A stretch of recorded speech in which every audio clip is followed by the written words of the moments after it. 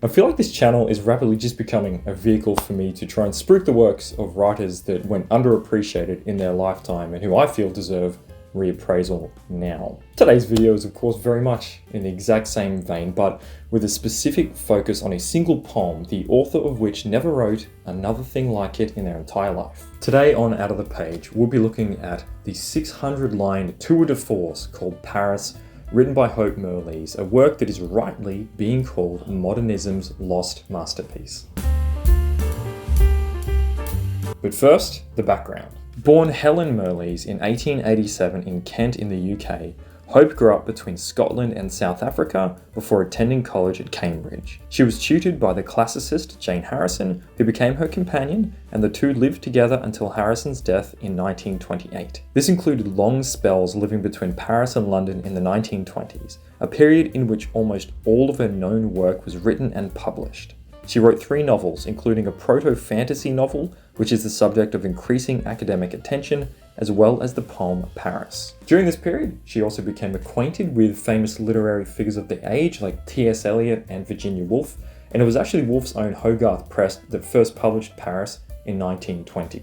Virginia even sewed the first edition copies by hand. After the Second World War, Hope spent most of her life in South Africa, working on an epic biography of Sir Robert Bruce Cotton, and died in 1978 at the age of 91. Now, back to Paris. It's a 600-line poem which captures the impressions of its writer on a single day in 1919. The writer walks the streets of Paris, which are alive after the armistice, and essentially just records the city according to their senses. It was published in 1920, which means it predates all of Virginia Woolf's experimental works like Jacob's Room and Mrs. Dalloway, as well as The Wasteland by T.S. Eliot. The reason this is important to note is that, especially for The Wasteland, Paris is their stylistic and thematic predecessor. Like all of those works, it features esoteric language, allusions and references to history and literature. It places its protagonist in a modern city and records the sights and sounds as they pass through their senses. It includes interesting typographic elements and page layouts, including accurately transcribed lines of music. It must have been a nightmare for an independent press to publish. Wonderfully, it also ends with a text image of a constellation, which is how Hope and Jane used to sign their letters to each other. I'll include an image of the first page to give you an idea of what you're in for. The text is highly impressionistic. You'll see names of advertising slogans and metro stations. Historical figures are referenced, but not exactly by name, simply by the things the writer associates them with, such as American President Wilson sniffing his way about the city like a lost dog. Importantly, the poem is also full of references to the soldiers and civilians killed in the First World War, and their ghosts haunt the streets of the city. As you would have seen, the opening line sets the tone and intention for the poem right out of the gate.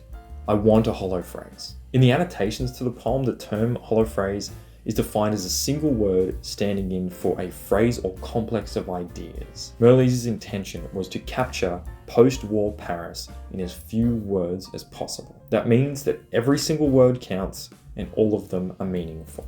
To that end, I will note that the edition I own has a full page of explanatory notes for every full page of text. One of my favourite lines in the whole poem is on the second page, and it reads, "The Tuileries are in a trance because the painters have stared at them so long." I'll include an image so you can see what I'm talking about, because that line spacing and typography should be pretty familiar to a modern reader. You know, we probably had a 30 or 40 year period around the turn of the millennium where most poetry was written with abstract construction, but in 1920, you would be hard-pressed to find anything written and presented like that in English. So it's fair to say, of course, that Mirrlees had influences of her own, many of which were in French, but in terms of the entire work, its construction, its layout, its intention, I think it is fair to say there's very, very few things that accurately prefigure Paris. Which begs the question, how did something so unique, so original, and in at least my opinion, brilliant, fall so far away from the public consciousness? Well, part of the issue is that Mirrlees never wrote anything like it ever again.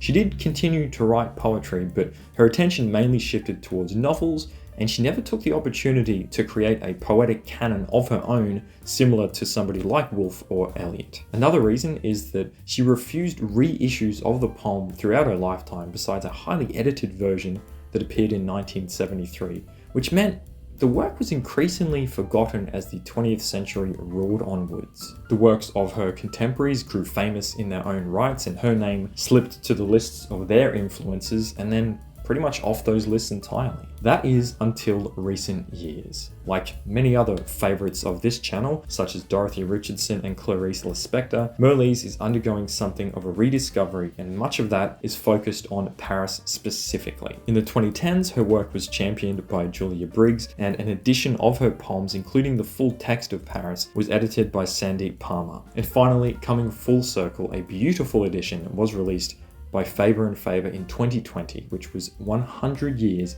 after the original edition was published. Hope Mirrlees was in her mid-20s when she wrote Paris, and despite living until her 90s, she never wrote another thing like it. She never even tried to. I think that is actually incredibly fitting. This poem feels very much like lightning in a bottle, like the kind of thing only a young, audacious writer could pull off. Stepping out into the city one fine day, recording the sights and sounds according to their senses, and winding up inspiring a generation of writers. Thank you for watching, and for a funny little anecdote, the reason I even know about this poem at all is because I was having a discussion with my partner about how difficult I am to buy books for. She disagreed, did 2 minutes of research, and picked this for me. I'd never heard of it before, and I've been grateful ever since. It blew my mind then, and even now reading it, it is an incredible piece of art. That's it for this one. Thank you very much for watching. Like, subscribe, comment, etc. And I will see you later.